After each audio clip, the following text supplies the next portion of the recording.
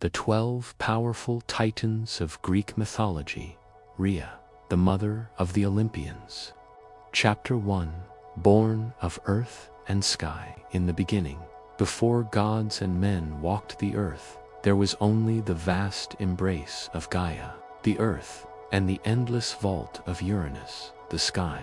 From their union came the first great beings, the Titans, who carried the weight of creation itself in their veins. Among them was Rhea. From her earliest breath, Rhea was touched with a serenity that set her apart, where her brothers roared like storms and her sisters gleamed with fiery brilliance. Rhea was gentle and steady, a harmony between sky and earth. Her voice carried calm, and wherever she walked, flowers were said to bloom beneath her steps. Her name meant flow and ease, for she embodied the gentle rhythm of life itself. While Cronus was known for ambition, Oceanus for his unending waters, and Hyperion for the light of the heavens, Rhea was remembered as the quiet balance that bound creation together. As the Titans grew, Uranus cast his shadow upon them. He ruled with cold authority, fearing the strength of his children. He pressed Gaia down, forcing the earth beneath the endless weight of the sky. And though the Titans were mighty, none dared to defy him. But Gaia whispered to her daughters, sowing seeds of discontent. She told them, "Your father's fear binds this world in chains. One of you will bear the Savior. One of you will shape the destiny of gods and mortals alike. Rhea, child of earth and sky, your path shall not be peace alone. You shall suffer, but through your suffering, hope will endure." Rhea did not yet understand the prophecy. She looked upon her siblings and wondered what role she was meant to play. Was she to be like Themis, keeper of law, like Mnemosyne, guardian of memory, or like Tethys, who nurtured the rivers and seas? But as the heavens groaned and Gaia sighed beneath Uranus's weight, Rhea learned that harmony could not always be born from silence. There would come a time when even the gentlest hand would have to act. She watched as Cronus, her bold and cunning brother, grew restless under Uranus's tyranny.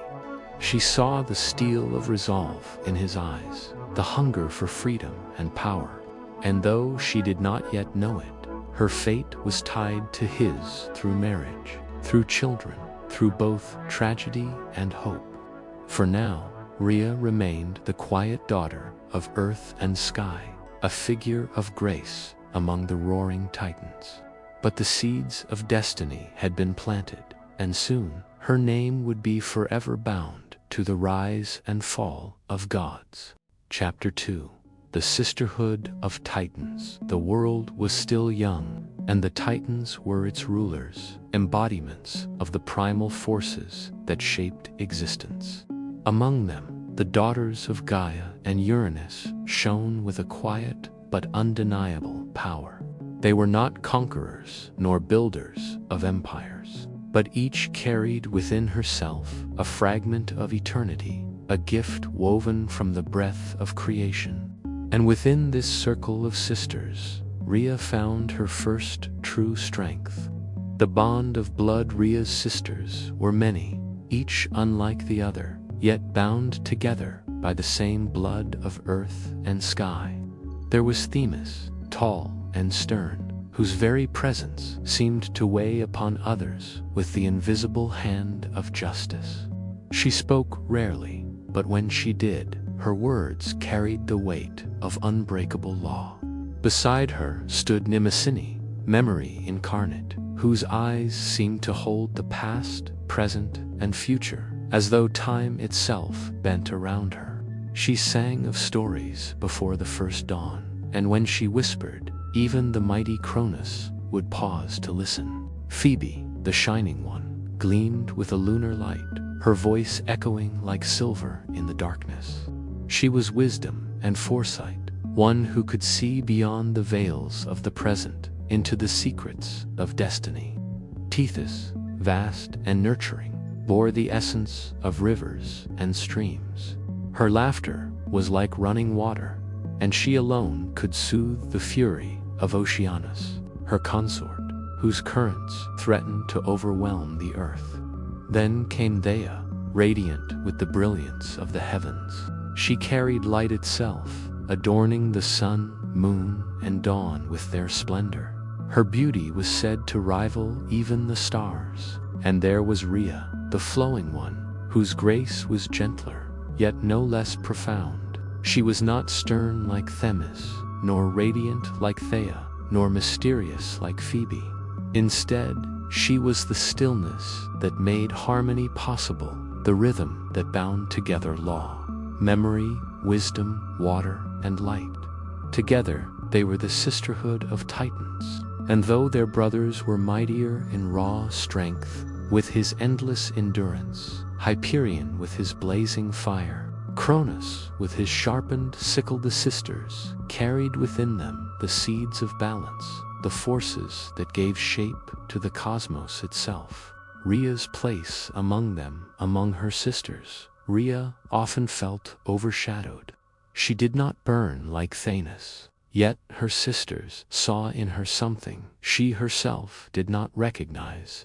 "You are the heart," Mnemosyne once told her, as they walked the green slopes of Othrys. "Without the heart, the body cannot endure. Without you, sister, harmony falls to ruin." Rhea smiled at such words, though she doubted their truth.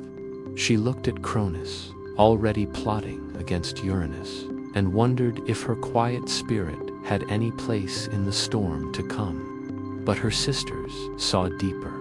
They knew that in the trials of fate, gentleness could be sharper than the keenest blade, and patience more enduring than strength. Whispers of prophecy. One evening, the sisters gathered upon the shores where Tethys's waters met the earth. The sea mirrored the stars, and Phoebe lifted her eyes to the heavens. Her silver gaze grew distant, and when she spoke, her voice trembled with foresight. "Darkness shall fall upon our house," she said, her words like wind stirring the surface of the sea. "The children of Gaia will turn upon one another. Blood will flow, bonds will be broken, but from sorrow, light shall rise anew." The sisters fell silent, each weighing her words. Themis bowed her head, acknowledging the inevitability of fate. Mnemosyne wept softly, for she had seen the same shadow in the corridors of memory. Rhea felt the chill of the prophecy settle upon her heart.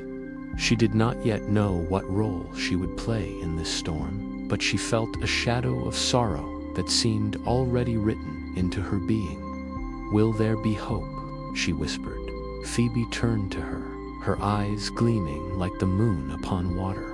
"Hope rests with you, flowing one, for in your womb shall be born the saviors of Olympus. Through your pain, a new order will come." The words cut into Rhea like the edge of Cronus's sickle. She looked upon her sisters, radiant and wise, and for the first time she felt the weight of destiny pressing down upon her shoulders. The harmony of sisters. Despite the burden of prophecy, the bond between the sisters endured. They wove garlands of flowers, sang to the rivers, and lifted their voices in hymns that echoed through the valleys. When Uranus's shadow grew heavy, it was within their circle that Rhea found peace. Themis taught her the laws of balance. Mnemosyne gifted her stories to keep courage alive, and Phoebe whispered counsel when doubt clouded her heart. Tethys blessed her with waters of renewal, and they shone upon her with light that banished fear. Together, they reminded Rhea that she was not alone. Even as Cronus sharpened his sickle and plotted in secret, even as Uranus loomed with cold tyranny, the sisters of the Titans were bound in harmony, unshaken by the storms of men or gods. The foreshadowing of change. But harmony could not last forever. In the stillness of night, Gaia stirred. The earth groaned beneath Uranus's weight, and the stars seemed to flicker with unease. Change was coming, violent and swift. The Titans would not remain in shadows much longer. And when the storm broke, it would be Rhea's gentle heart, her bond with her sisters, and her unshaken love that would decide the fate of gods yet unborn. The sisterhood would one day scatter, each to her role in the cosmos.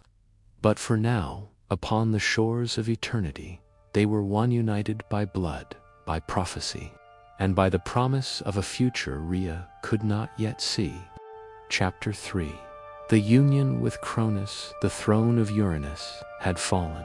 With Gaia's counsel and the sharp sickle forged from adamant, Cronus had risen against his father, striking him down in a moment that split the age of the cosmos. The blood of the sky rained upon the earth, birthing terrible beings, but also giving freedom to the Titans. The old order had ended, and the reign of Cronus had begun. In those days, the earth flourished. Men, newly awakened, tilled the soil without toil. No war, no famine, no sorrow touched the golden age. It was said that the rivers ran sweeter, the harvests richer, and even the stars seemed closer to the earth. At the center of this new world stood Cronus, the king of the Titans, and at his side his queen Rhea, a marriage of power. The union of Cronus and Rhea was not born of love alone, but of destiny. As king, Cronus needed a queen whose presence would soothe the fears of gods and mortals alike.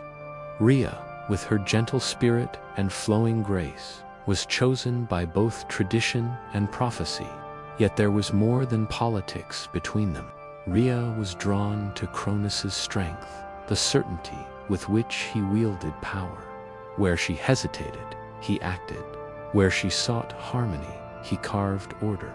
In his boldness, she found a fire that her quiet soul could never kindle alone. And Cronus, though hardened by ambition, found solace in Rhea's gentleness. She softened his temper, reminded him of the beauty that power could preserve rather than destroy. In the early days of their reign, they walked side by side through fields of gold and orchards heavy with fruit, and the world seemed to smile upon them. Their marriage was celebrated upon Mount Othrys, the stronghold of the Titans. Themis spoke blessings of law, Tethys poured waters of renewal, and Phoebe crowned them with silver light. Songs echoed through the mountains as the Titans hailed their new sovereigns. Cronus and Rhea were not merely husband and wife, they were the father and mother of a new age. The golden age. For a time, peace reigned. Under Cronus's rule, men lived like children of the earth, never knowing hunger or hardship. Rhea walked among them, blessing the lands with fertility, ensuring that the fields bore abundance. Mortals adored her as a mother of life, a goddess whose hands flowed with the gifts of the earth. The Olympians were not yet born, but Rhea's presence was already that of a mother. Her sisters often teased her for her gentle heart. "You were born to cradle the world, sister," said Themis, "and one day it will be your children who carry the fate of gods," Phoebe added, her eyes gleaming with foresight.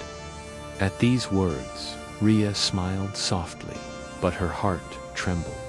She remembered the whispers of prophecy that through her womb, hope and change would come. She longed for children, but she feared what destiny might demand of them. The shadow of fear, Cronus, though king, was never free from shadows. When he struck down Uranus, the Sky Father cursed him with his last breath. "Just as you have overthrown me, so too shall your own son overthrow you." The words gnawed at him like a hidden wound. Each time he looked upon Rhea, radiant with grace, he saw not only a queen, but a vessel of fate. From her, the child would come who would bring about his ruin. Rhea sensed his unease. At times, she caught him staring at her, with eyes not of love but of suspicion, as though she were both his consort and his doom. "Why do you look at me so?" she asked one evening, as the two walked beneath the stars. Cronus turned away, his voice hard. "The sky's curse lingers in my ears. If prophecy is truth, then it will come through you." Rhea's heart ached. "Do you not trust me? Do you think I would conspire against you?" Cronus's jaw tightened. "Trust is for those without crowns. I will not fall as my father did." And so, the shadow of prophecy crept into their union, weaving threads of suspicion between king and queen, the first signs of tragedy. When at last Rhea conceived, joy blossomed in her heart. She dreamed of cradling her child, of raising sons and daughters who would inherit not fear but the beauty of the Golden Age. She prayed that motherhood would heal the darkness in Cronus's spirit. But Cronus did not rejoice. The curse of Uranus echoed louder in his mind with each passing day. When Rhea gave birth to her first child, a daughter named Hestia, the king's fear hardened into cruelty. He took the newborn from Rhea's trembling arms, and before her eyes, he swallowed the child whole. Rhea's scream echoed across the mountains, but Cronus did not flinch. "Better devoured than destined to overthrow me," he declared. The Golden Age trembled, though men did not yet know it, and Rhea, once queen of peace and mother of the earth's blessings, felt her heart shatter. She had given life, only to watch it stolen away by the very man who shared her throne. The fractured union, the bond between Cronus and Rhea, once radiant with harmony, cracked beneath the weight of fear and prophecy. Rhea still stood beside him as queen, but the warmth between them waned. Each smile she wore was a veil for sorrow, each step beside him a chain of duty. Yet within her grief, a spark of defiance stirred. She remembered the words of her sisters, the prophecy whispered by Phoebe, the comfort of Gaia's embrace. She knew now that her destiny would not be gentle, but she would endure. For though Cronus had swallowed their firstborn, Rhea's womb still carried the future. And in her sorrow, hope began to take root. Chapter 4. Shadows of Prophecy. The mountains of Othrys were shrouded in silence.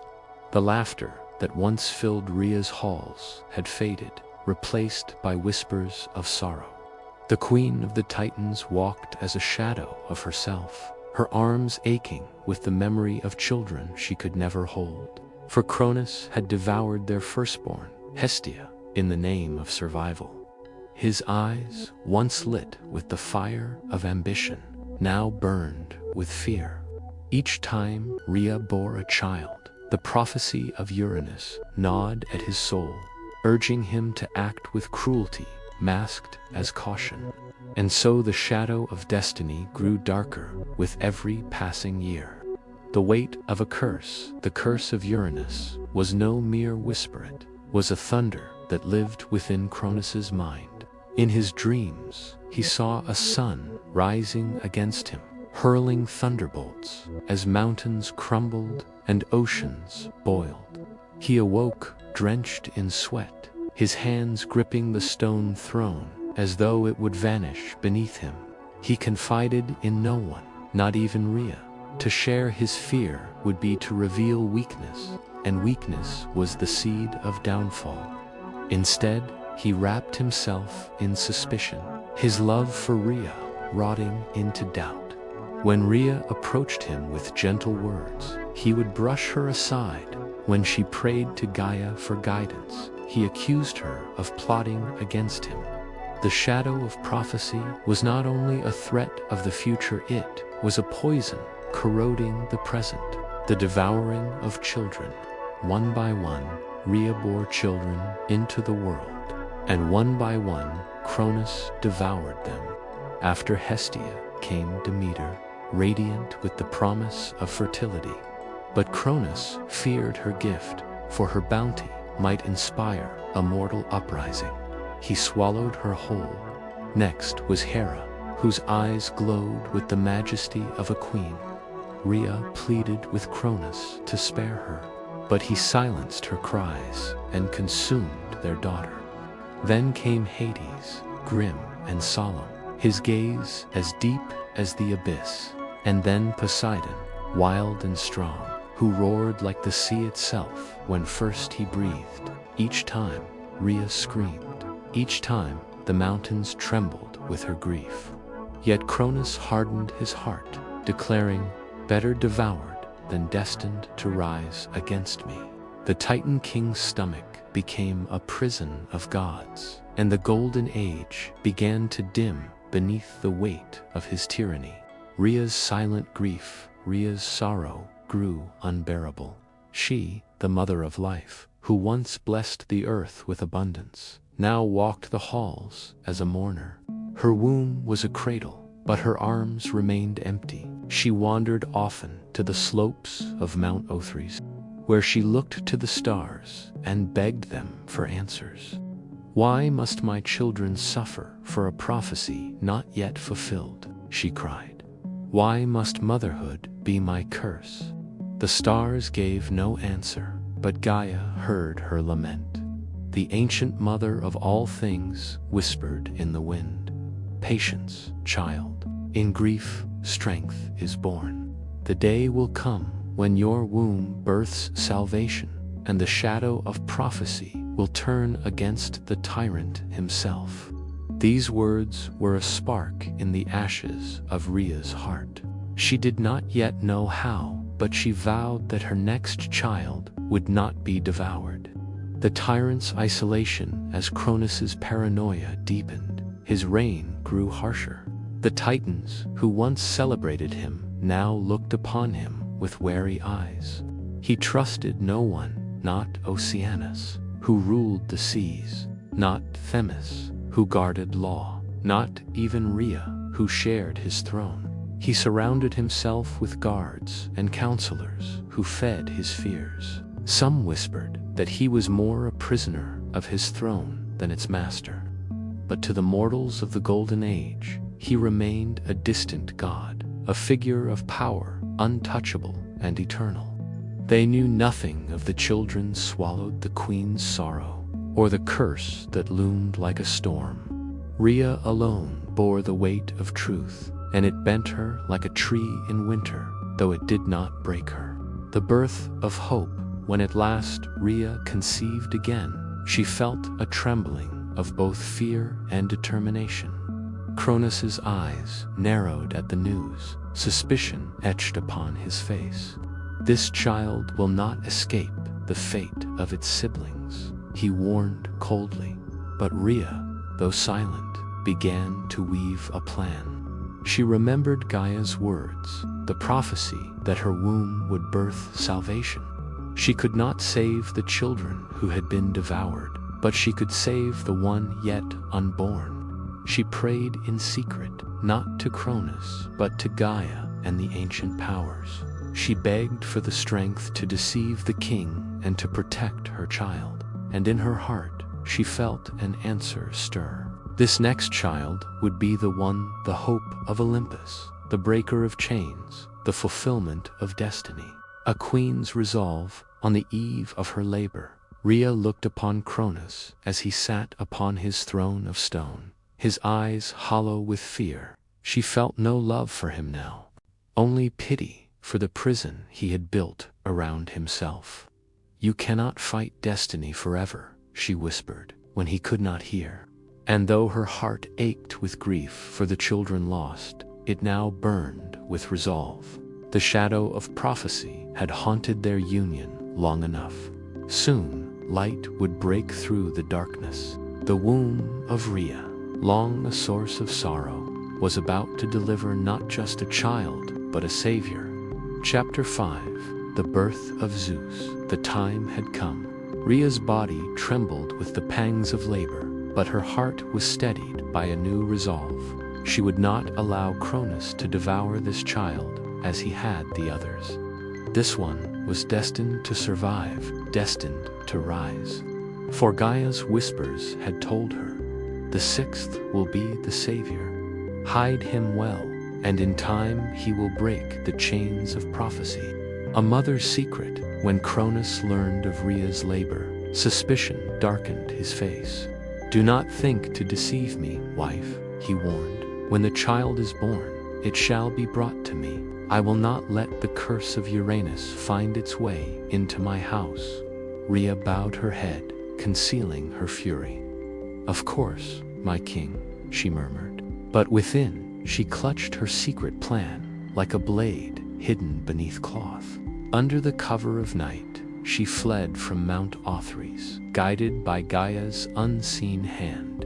Her footsteps carried her across mountains and seas until she reached the island of Cretaland, untouched by Cronus' gaze. Here, in a cave on the slopes of Mount Ida, surrounded by whispering pines and the watchful eyes of Gaia's spirits, Rhea prepared to give birth to the child who would change the fate of the cosmos.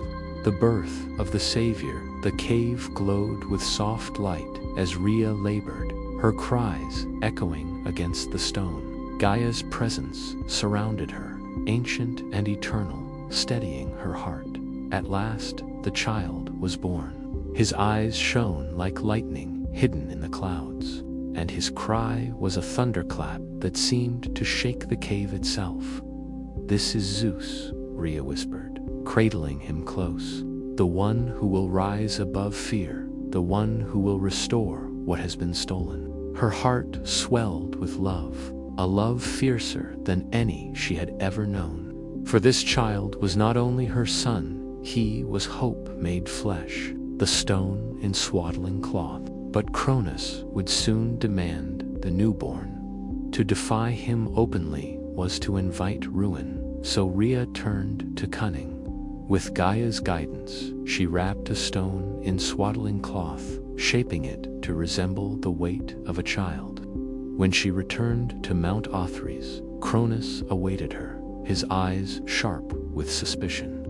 Where is the child? He demanded. With trembling hands, Rhea offered him the stone. Here, my lord, take him. Spare me the sight of another devouring. Cronus seized the bundle without hesitation and swallowed it whole. He felt its weight descend into his belly and laughed bitterly. Fools are those who think they can trick me, he declared, though in truth he had been tricked. Rhea bowed low, hiding the flicker of triumph in her eyes. She had saved her son, the cave of nurturing.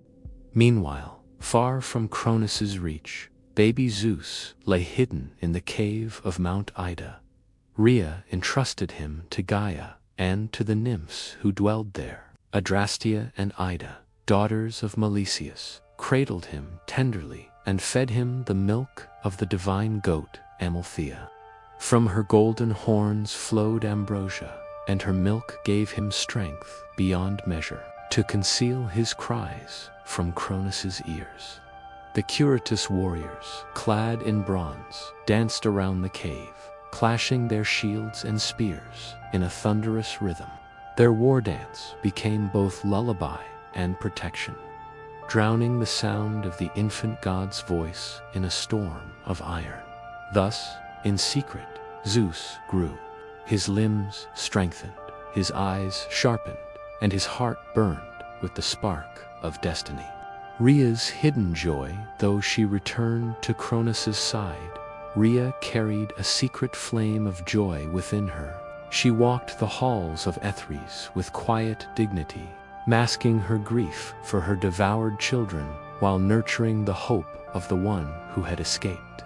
At times, she would steal away to Crete, disguised from Cronus's gaze, to glimpse her son. She watched as the nymphs played with him, as Amalthea bent her head to feed him, as the Curetes clashed their shields in eternal vigilance. Each visit renewed her spirit. One day, she whispered over his sleeping form, "You will free your brothers and sisters. One day, the chains of prophecy will shatter." Zeus would stir in his sleep, his tiny hand clutching her finger with surprising strength, and Rhea's heart would ache with both sorrow and pride. The growing fear of Cronus, yet while Rhea's secret joy grew, so too did Cronus's paranoia. He began to sense unease within himself, a weight in his stomach, not only from the children he had devoured, but from the stone disguised as Zeus. At night, he dreamt of battle of thunder shaking the skies, of oceans rising against his throne, of a sun standing before him with unbreakable will.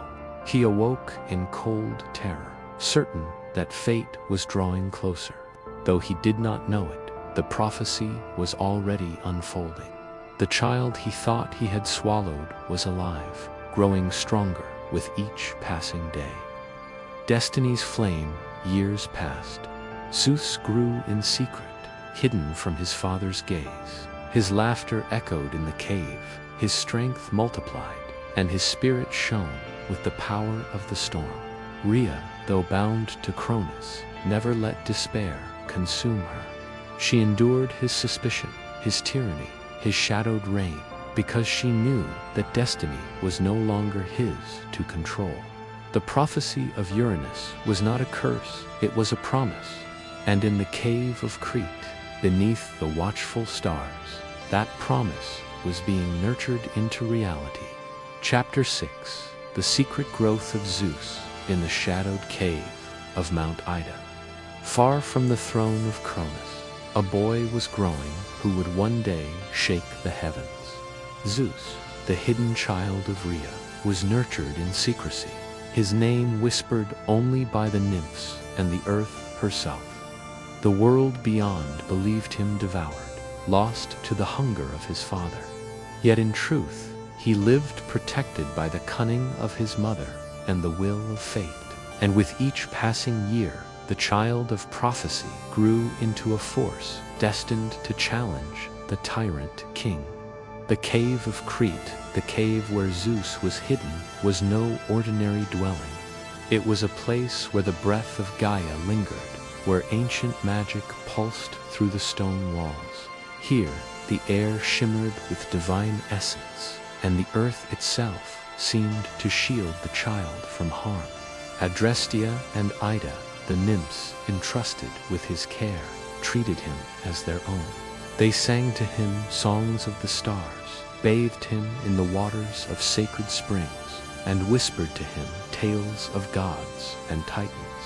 When he cried, the Curetes' bronze-clad warriors leapt into their dance, clashing their shields and swords, so the sound of his voice would never reach the ears of Cronus. Their ceaseless rhythm became a hymn of defiance, a secret drumbeat of rebellion. And above them all stood Amalthea, the divine goat, whose milk nourished Zeus with power beyond mortal measure. From her horns flowed ambrosia and nectar, and from her warmth the child drew both strength and courage.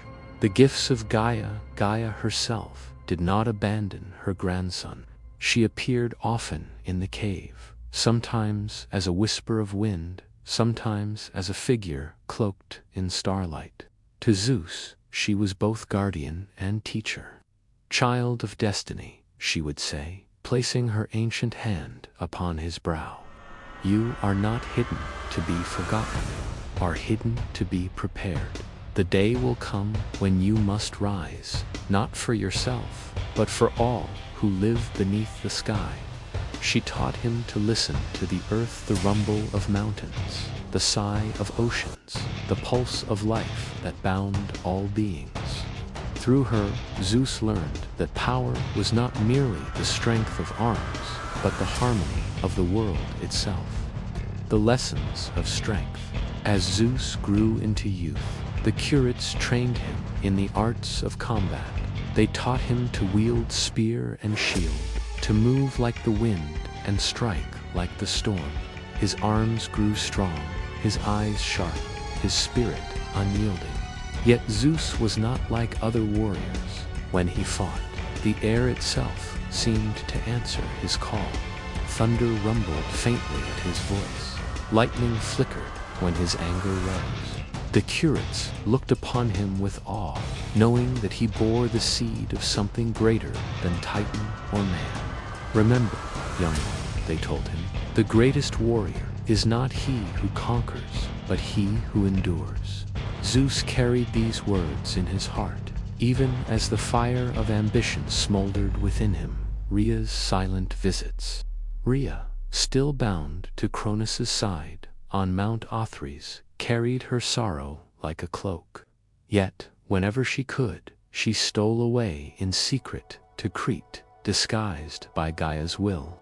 In the cave, she held her son, now taller, his shoulders broadening, his eyes gleaming with a light that mirrored the storm. "My child," she whispered, pressing her lips to his forehead.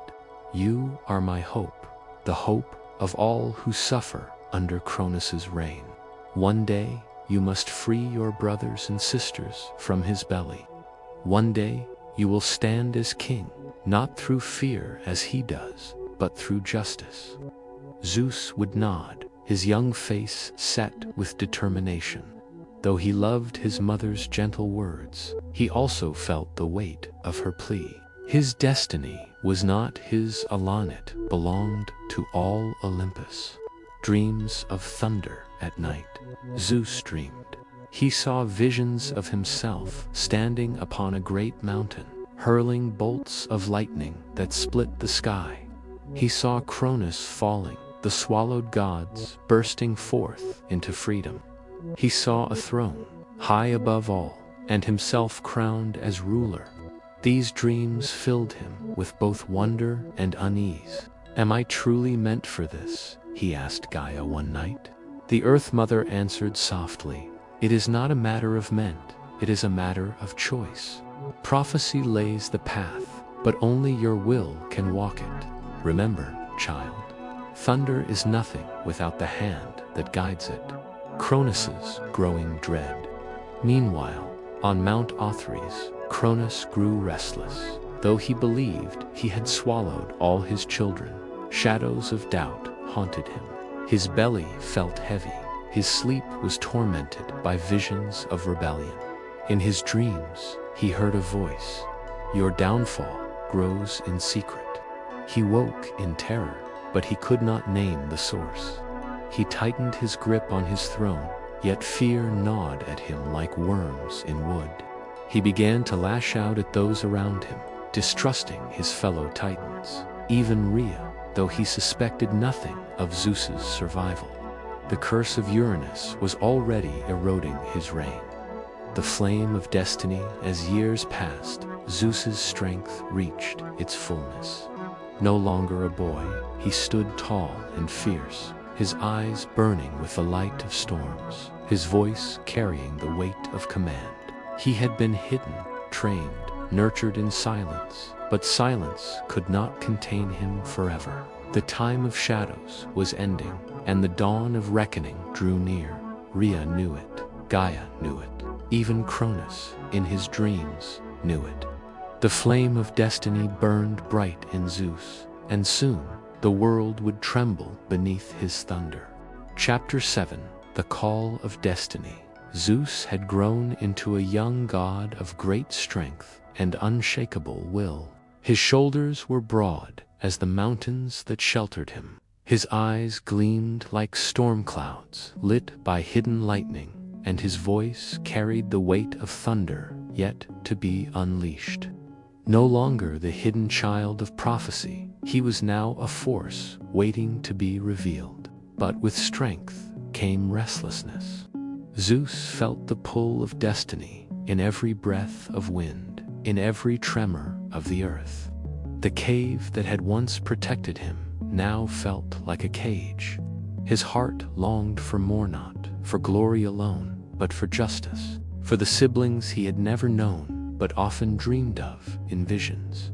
It was then that fate began to stir. The visions of Gaia.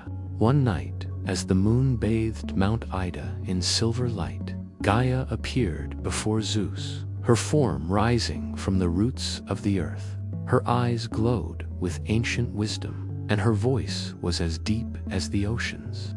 "Child of Rhea, child of prophecy," she said, "the time of hiding is over.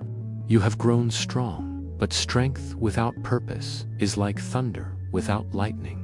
Now you must fulfill the fate spoken before your birth." Zeus bowed his head, both in reverence and resolve. "Tell me, grandmother, what must I do?" Gaia stretched forth her hand, and the earth trembled. Images appeared in the air. Cronus seated upon his throne of stone, his belly swollen with the imprisoned gods, and Rhea, sorrow etched upon her face as she walked beside the tyrant. "Your father devoured his own blood to protect his throne," Gaia said. "But within him, your brothers and sisters cry out. They are not lost, only imprisoned. You must free them. You must rise against Cronus, for the age of Titans is ending, and a new order must be born."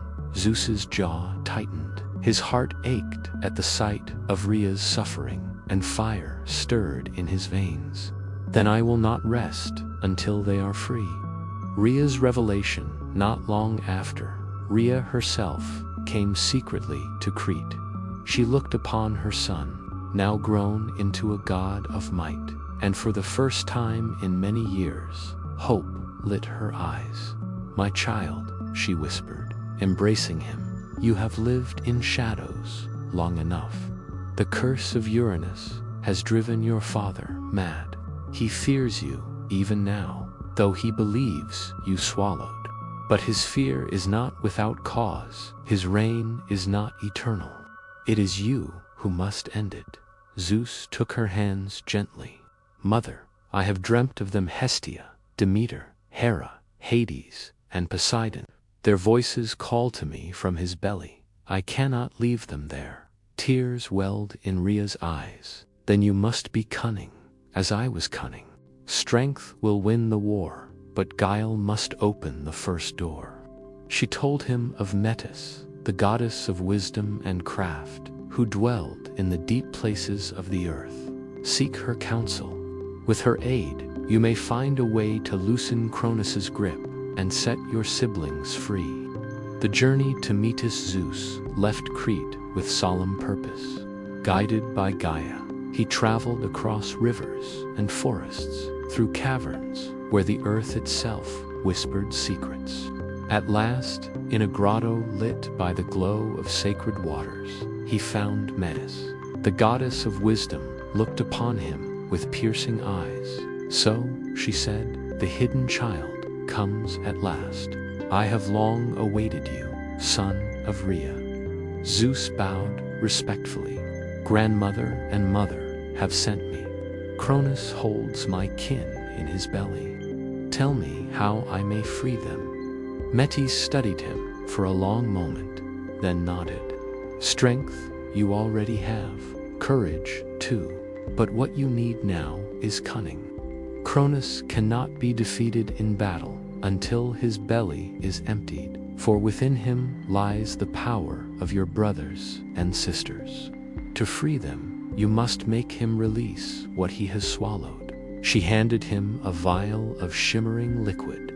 "This potion, brewed from the roots of the earth and the waters of Styx, will loosen his stomach.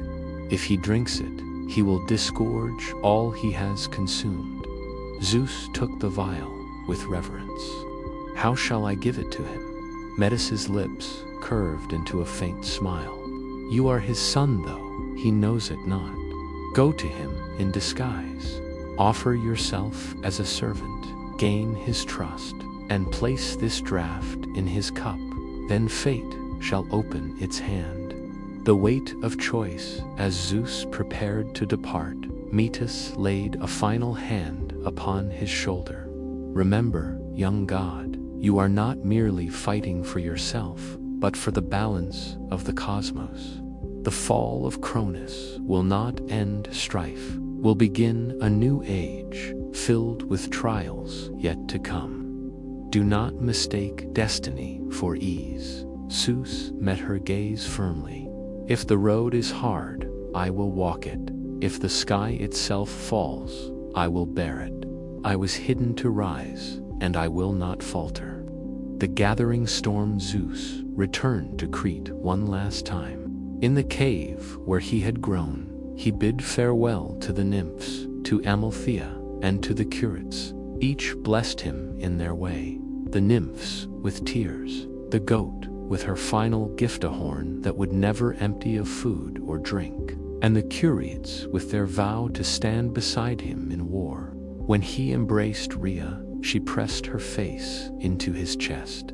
Go, my son, free your siblings, end the tyranny of Cronus, and know that whatever comes, you have already restored hope to my heart.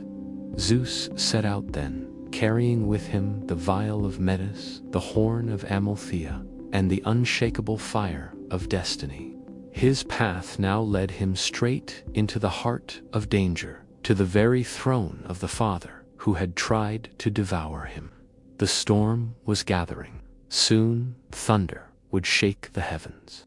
Chapter 8. The Cunning of Zeus. The winds carried Zeus far from the safety of Mount Ida, across the seas and valleys of the mortal world, and into the very shadow of Cronus's reign. Though storms churned above him and the earth trembled beneath his steps, he walked with calm determination. His time of hiding was over. The moment of confrontation drew near. Yet even the strongest thunderbolt must strike with precision. To free his siblings, Zeus would need not just power, but cunning, a weapon sharper than any blade. The fortress of Cronus, Cronus's palace, was a fortress of stone and shadow, built upon the heights of Mount Othrys. The mountain loomed against the horizon, like a great spear cast by the hand of a god, its peaks veiled in clouds. Around its base stretched walls of unyielding granite, guarded by legions of Titan loyalists. Within those halls, Cronus sat upon a throne, carved from the bones of the earth itself. His crown was heavy upon his brow, and though his hands still wielded power, his eyes betrayed unease. For whispers had reached him, whispers of a child hidden from his wrath, a child who might rise against him. Still, Cronus told himself that fate was bound to his will. He had devoured his enemies. He had silenced prophecy before. He was eternal, or so he believed. The arrival of a stranger, disguised in the form of a wandering cupbearer, Zeus entered the palace of Cronus. He cloaked his divine radiance, dimming the storm that burned within him. His features were altered by Metis's enchantments, so that none would see the hidden fire in his eyes. He approached the gates humbly, carrying with him only a simple flask and a servant's bow, who comes before the king of the Titans. The guards demanded, spears gleaming in the light of burning torches. A wanderer, Zeus answered, in a voice calm and low. A servant, skilled in the pouring of wine and the mixing of draughts. I have traveled far, seeking service in the house of a mighty lord. And who is mightier than Cronus, king of the cosmos? The guards exchanged glances. Cronus was ever eager to be flattered, and a new servant bore no threat. They allowed him entry. Cronus at feast that night. Cronus held a feast, as he often did, to remind the Titans of his wealth and power. The tables groaned beneath the weight of golden platters, piled high with fruits, meats, and goblets overflowing with nectar. Music echoed through the stone halls, though its notes rang hollow, for fear was the true feast at Cronus's table. Zeus, in his disguise, moved among the servants with grace. He poured wine into goblets, bowed at every command, and never once revealed the storm that brewed beneath his skin. At last, he approached the throne itself. Cronus looked down upon the stranger with a frown. "Who is this? I do not recall your face." Zeus bowed deeply. "My lord, I am but a humble wanderer who has come to serve. Only hands skilled in mixing draughts that gladden the heart."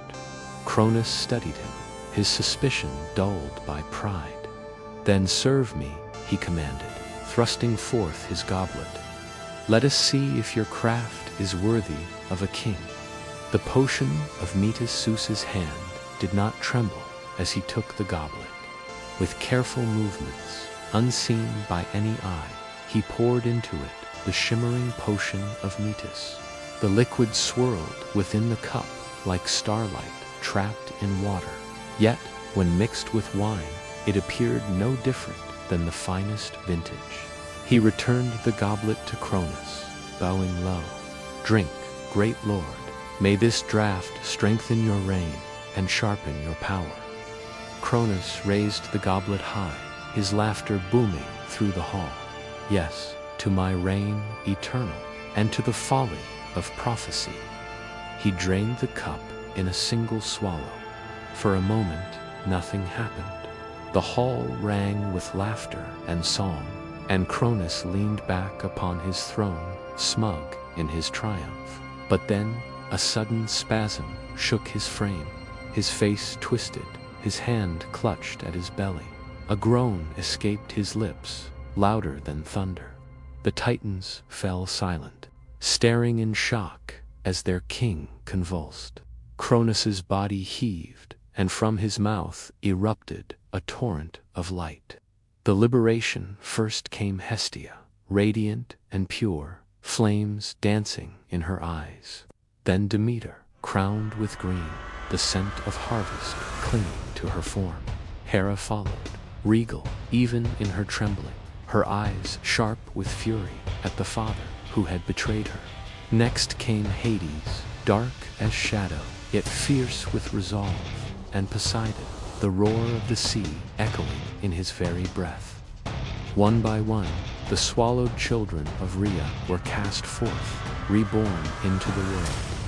They gasped as if breathing for the first time, their bodies weak, yet their spirits burning. The hall erupted in chaos. The Titans cried out, some in horror, others in awe. Cronus staggered to his feet, his eyes wild with rage and fear. "What trickery is this?" he roared, spittle flying from his lips. "Who dares betray me?" Zeus stood tall, casting aside his disguise. The storm broke free. At last, lightning crackled in his eyes. Thunder rolled in his voice. "I dare," he declared, his voice echoing like the heavens themselves. "I am Zeus, son of Rhea, child of prophecy. You sought to devour me, but I have returned, and I will not stand alone." Behind him, his siblings gathered, weak yet defiant, their eyes fixed upon the tyrant who had stolen their freedom. The age of fear was ending. The age of rebellion had begun. The first clash Cronus bellowed with fury and seized his sickle, the same blade with which he had once struck down Uranus. "You dare stand against me. I am king of the cosmos. I am eternal." But Zeus did not flinch. Lightning leaped from his hands, striking the throne of stone and shattering it to dust. The hall shook with the clash of power, servants fleeing in terror. Cronus staggered back, his strength great, but his certainty broken. For the first time since the dawn of his reign, the king of the Titans knew fear, and in that moment, destiny shifted. The war that would shake the heavens had begun. Chapter 9. The rebellion begins. The throne of Cronus lay shattered in dust. Smoke curled upward from the hall where lightning had struck, and the echoes of thunder still trembled in the stones. Cronus stood hunched, his chest heaving, his sickle gleaming in the torchlight. His eyes, once brimming with arrogant certainty, now flickered with fear. Before him stood Zeus, radiant in fury, lightning flashing across his form. At his side gathered the newly freed Olympians, weak from their long imprisonment, but aflame with the fire of vengeance. For a moment, silence held the hall. Every Titan and servant present dared not move. The air itself seemed to wait, suspended between the fall of an old age and the rise of a new. The defiance, Cronus's voice cracked like stone breaking. Ungrateful children, I gave you life, and you repay me with betrayal. You would raise your hands against your own father. Hera, her gaze, sharp as tempered steel, stepped forward. You did not give us life, you stole it. You devoured us as if we were nothing but prey. A father protects, but you consumed. You are no father of mine. Demeter's voice trembled with grief, yet her words were strong. You swallowed my harvest before it could grow, my future before it could bloom. Now you shall taste the famine of your own pride. Poseidon raised his hand, the sound of crashing waves echoing in his breath. Your rule was a storm that drowned the world. Now a greater tide will rise. Hades's voice was a shadow in the hall. You feared death so much that you sought to chain it, but now death will walk at your heels. Finally, Hestia placed her hand upon Zeus's shoulder, her flame steady and warm. The hearth will burn for us, not for you. The flame of the world belongs to those who will protect it. Cronus snarled, his grip tightening on the sickle. You dare defy me. Do you think the cosmos itself will bend to children? You are weak, newborns, shadows of titans. I am Cronus, king eternal. But Zeus lifted his thunderbolt high, lightning splitting the roof of the hall. His voice roared like the storm. Then let the cosmos judge between us. You swallowed your own children to defy fate, but prophecy cannot be devoured. This is the dawn of a new age. Your reign ends now. Flight to Mount Olympus. The hall erupted into chaos. Loyalists of Cronus surged forward, armed with stone clubs and blazing torches.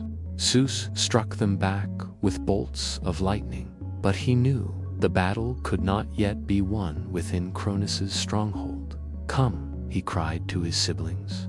We are free, but not yet strong enough to overthrow him here. We must gather allies. We must build our strength. With the thunderclouds parting above, the siblings fled the fortress of Mount Othries. Cronus's roars followed them, shaking the mountain to its roots. They will not escape me, Cronus bellowed. Let the heavens and the earth bear witness. I will crush them before they find their strength. Yet the Olympians were swift, borne on winds and waves. They fled northward until they reached a mountain that pierced the very sky, Mount Olympus. There, amid snowy peaks and rolling clouds, they found sanctuary. The mountain welcomed them, as though it had long awaited their arrival. Streams of silver water flowed, valleys bloomed with life, and in the high halls of Olympus, the siblings swore their oath. Here we shall make our stand. Here the rebellion shall begin. Gathering allies, but even Olympus could not shield them forever. Cronus commanded armies of Titans, vast and terrible, whose strength could crush mountains and whose fury could drown seas. To face them, Zeus needed more than courage. He needed allies. It was Themis, the Titaness of divine law, who came to them first. She had long grown weary of Cronus's tyranny, for law cannot flourish where fear reigns. She bowed her head before Zeus. I will stand with you for your cause is just. The age of Cronus was one of chaos. Yours may bring order. Mnemosyne, keeper of memory, followed. I will join you, that the world may remember more than chains and shadows. Let the memory of freedom be written anew, and from the depths of Tartarus whispers stirred. For imprisoned within that abyss were the Cyclopes and the Hecatombs, ancient children of Gaia, whom Uranus and Cronus had long ago cast into chains. Zeus descended into the pit, lightning illuminating the darkness.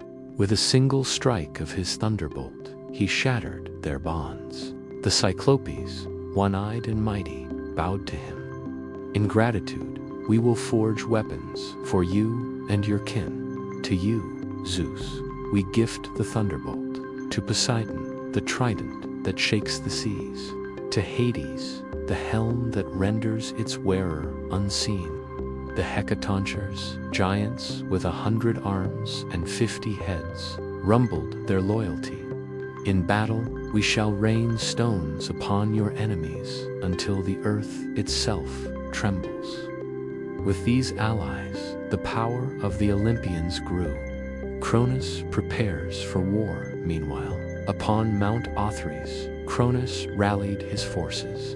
The Titans answered his Calatlus, the unyielding Hyperion, the blazing Cus, the inquisitive, and Iapetus, the destroyer. The mountain shook with their march, and the sky grew dark with their fury. Cronus raised his sickle high, declaring, "The traitors shall be crushed. Let the world itself be torn asunder, for I will not yield my throne. War is upon us." Thus the lines were drawn, the old gods upon Othrys, the new upon Olympus. The earth quaked beneath their steps, the seas churned, the heavens shuddered. The first clash of thunder against stone would be the spark that ignited the greatest war creation had ever known. The oath of the Olympians on Olympus, the siblings gathered around the fire of Hestia. Each placed a hand upon the flame, swearing their vow. We are the children of Rhea, the hope she saved. We are the dawn of a new age. We will not falter, we will not bow. Together, we will cast down tyranny and bring balance to heaven and earth. Zeus lifted his thunderbolt, its fire reflecting in their eyes. Then let this be the beginning. The rebellion is born, and by the storm we shall prevail. The wind howled across Olympus, carrying their oath into the sky. Lightning split the heavens. Far below, Cronus felt the storm rising, and for the first time, the king of the Titans knew that war was not only coming, it was inevitable. Chapter 11. The War of 10 Years. The first clash had ended, but not the war. What had begun as a single battle upon the plain between Othrys and Olympus stretched into a conflict that devoured the very fabric of creation. For 10 long years, the heavens and the earth were torn between two ages: the old, led by Cronus and his Titans, and the new, carried by Zeus and his siblings. Neither side yielded, neither side forgave. The world in turmoil, the war shook the foundations of the cosmos. The seas boiled as Poseidon battled across the waters, waves rising high enough to swallow mountains. The skies split with Zeus's thunder, storms raging unceasingly across the heavens. The earth cracked under the march of Titans, mountains shattered by their blows. Mortals, still fragile and young upon the earth, cowered in caves and prayed to whichever power might spare them. Some bowed to the Titans, fearing their ancient strength. Others whispered offerings to the Olympians, hoping the new gods might bring them deliverance. But in truth, all were powerless before the storm of divine war. The stalemate. For years, the battles swayed like the tides. When the Titans advanced, they brought ruin. Cronus's sickle reaped the fields of war, and Atlas crushed legions beneath his fists. Hyperion's fire scorched the skies until even stars dimmed in fear. But the Olympians struck back with equal fury. Zeus's thunderbolts carved mountains into ash. Poseidon summoned whirlpools that swallowed whole armies. Hades, unseen beneath his helm, walked through the battlefield like a phantom, felling enemies with blades of shadow. The Hecatonchires hurled mountains like stones, crushing Titan ranks. The Cyclopes forged ever greater weapons in their forges, feeding the rebellion with arms of unimaginable might. Still, neither side could deliver the final blow. Olympus and Othrys stood as twin pillars, neither toppling though the world shook between them. The weariness of war after 5 years, even gods began to tire.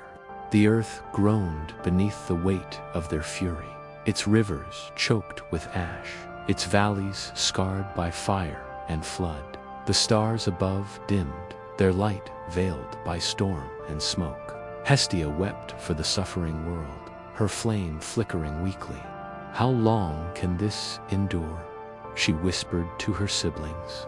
"The earth cannot bear our wrath forever." Demeter gazed upon barren fields and dead forests, grief in her heart. The harvest withers, the world starves. If this war does not end, there will be nothing left to rule. Yet Zeus's eyes burned with unyielding fire. Better the world be remade than remain in chains.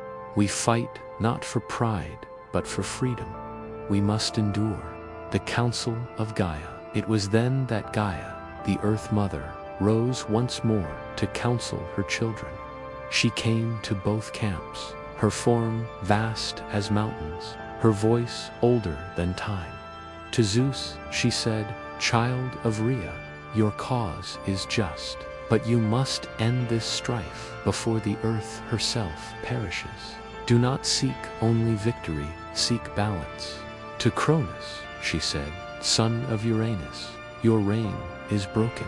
You cling to power with fear, but fear cannot bind forever. Yield or be cast down." But Cronus, proud and unbending, spurned her words. "I am eternal. No sun, no prophecy, no fate shall dethrone me."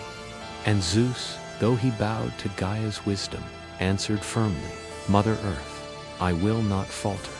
If balance is to be restored, it will be through the fall of tyranny." Gaia sighed, for she knew then that the war must run its full course, whatever the cost. The betrayals, as the years dragged on, whispers of betrayal began to stir. Some Titans, weary of endless war, looked upon Zeus with new eyes. Themis and Mnemosyne had already joined him, but now others faltered in their loyalty to Cronus. Oceanus, who ruled the encircling sea, withdrew his hand from the war, unwilling to drown the world in his tides. His absence weakened the Titan cause. On the Olympian side, doubt also festered. Hera, proud and unyielding, sometimes clashed with Zeus's command. "You call yourself our leader," she hissed once. "But leadership is more than thunder and pride." Yet though strife brewed, their bond as siblings held firm. The war was no longer just a battle of arms, it was a war of endurance, of faith, of will.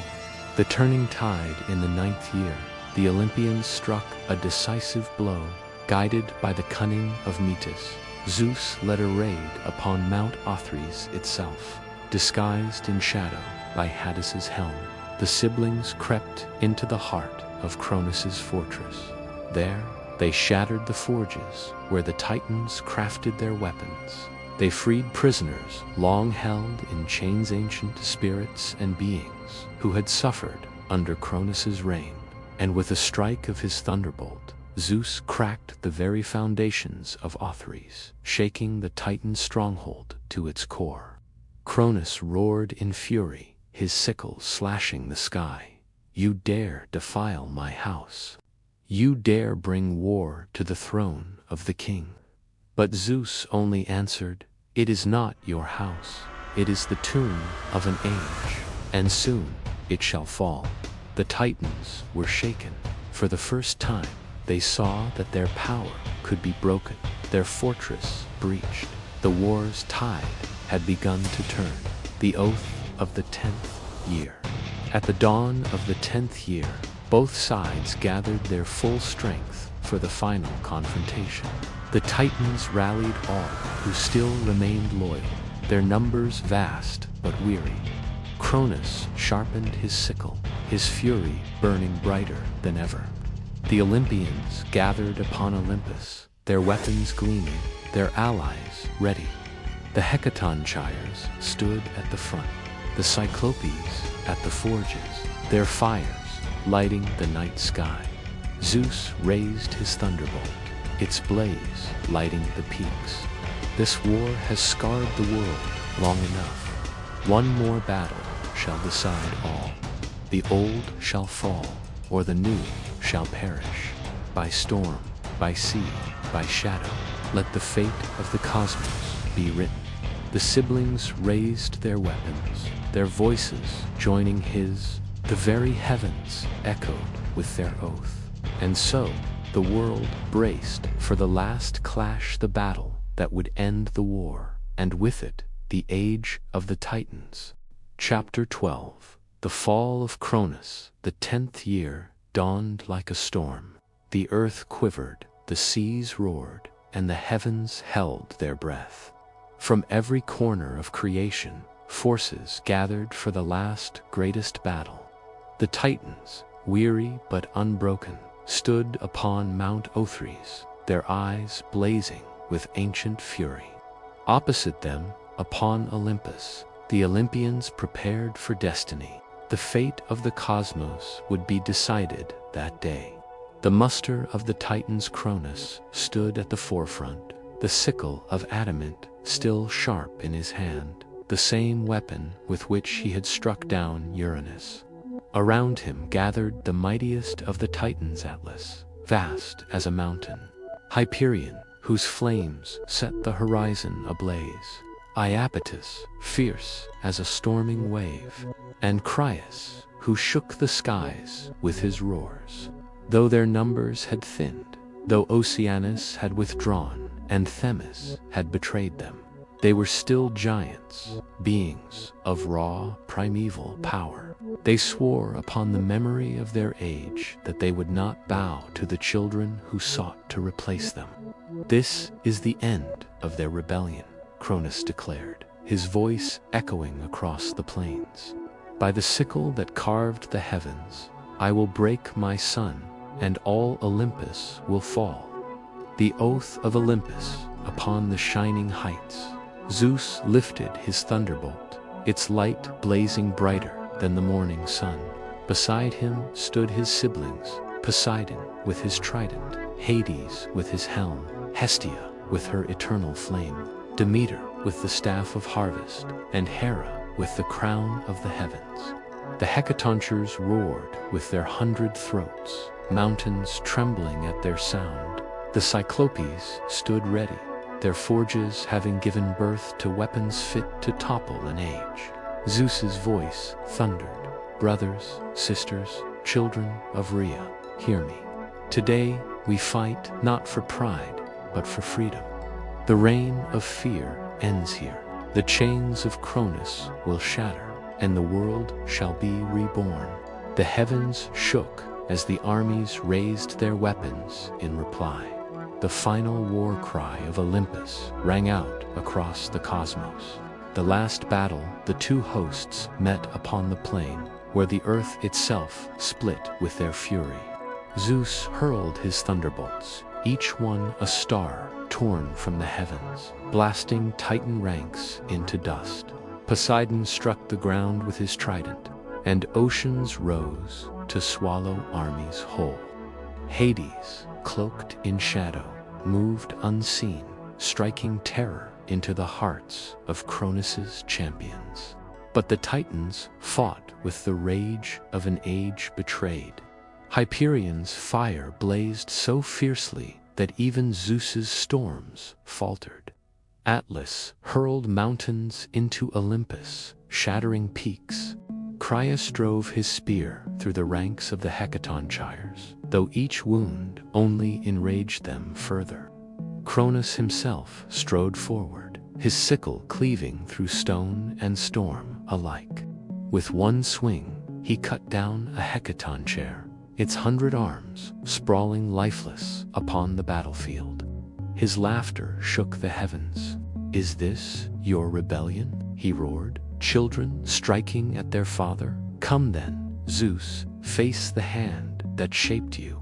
Father and son, the storm parted as Zeus and Cronus met at last. The sickle flashed, the thunderbolt blazed, and all creation paused to witness their clash. Cronus struck first, his blade slicing through the sky, but Zeus caught the blow upon his shield of storm. He answered with a thunderbolt, hurling it like a spear. Cronus deflected it with the sickle, but the shock split the mountains and scorched the earth. Again and again they clashed, father and son, tyrant and liberator. Cronus fought with the strength of ages past, but Zeus fought with the fire of destiny. "You cannot kill me," Cronus bellowed. "I am eternal, the king of the Titans." Zeus's voice thundered in reply. "No tyrant is eternal, not even you, father." With a roar, he unleashed the might of all his storms at once. Bolts rained like rivers of fire, striking the sickle from Cronus's hand. The fall of the Titans, seeing their king falter, the Titans wavered. Atlas fought on, but was brought low by the combined might of Poseidon and Hades. Hyperion's fire was drowned in waves summoned from every sea. Iapetus fell beneath the stones hurled by the Hecatonchires. Cronus staggered, his strength fading. For the first time, fear flickered in his eyes. He turned, seeking to rally his brothers, but found only ruin. Then Rhea herself appeared upon the battlefield. She stood between the two armies, her face a storm of sorrow and resolve. "Cronus," she said, "your time is ended. Yield, and let the world be free." But Cronus, too proud to surrender, spat back, "Never." Zeus raised his final thunderbolt. With all the fury of 10 years, with the blessing of Rhea and the will of Gaia, he hurled it. The bolt struck Cronus, casting him down in chains of lightning. The sickle shattered, its shards scattering across the world. The war was over. The age of Olympus, the Titans, were bound in chains unbreakable, forged in the depths of the earth. One by one, they were cast into Tartarus, the pit of eternal night, guarded by the Hecatonchires. Atlas, as punishment for his defiance, was set apart to bear the weight of the heavens upon his shoulders for all eternity. Zeus stood upon Olympus, crowned not by ambition, but by victory. His siblings gathered at his side, their thrones raised beside his. The age of the Titans had ended, and the age of the Olympians had begun. Rhea wept, but her tears were of relief. For though her husband had fallen, her children were free. The prophecy of Gaia had come to pass, the son of Cronus had overthrown the father, and a new order had risen from the ruins. And so it was written that Cronus, king of the Titans, fell, and Zeus, lord of the sky, rose. The cycle of power turned, and Olympus reigned over gods and mortals alike. Epilogue: the dawn of Olympus, the war was over. The battlefield lay silent at last, the storms fading, the fires dimming, the mountains standing still. For 10 years the world had trembled, and now it rested, scarred but alive. Cronus and his brothers were gone, chained within the depths of Tartarus, where the echoes of their rage would never again shake the earth. Atlas bore the heavens alone, his back bent beneath eternal punishment. The sickle of Cronus lay shattered, its shards buried in forgotten places, reminders of a tyrant's fall. Upon Olympus, the new thrones of the gods were raised. Zeus sat at their center, the thunderbolt at his side, his voice carrying the weight of destiny. Beside him were Poseidon and Hades, masters of sea and shadow, and their sisters, Hestia, keeper of the hearth, Demeter, nourisher of the earth, and Hera, queen of the heavens.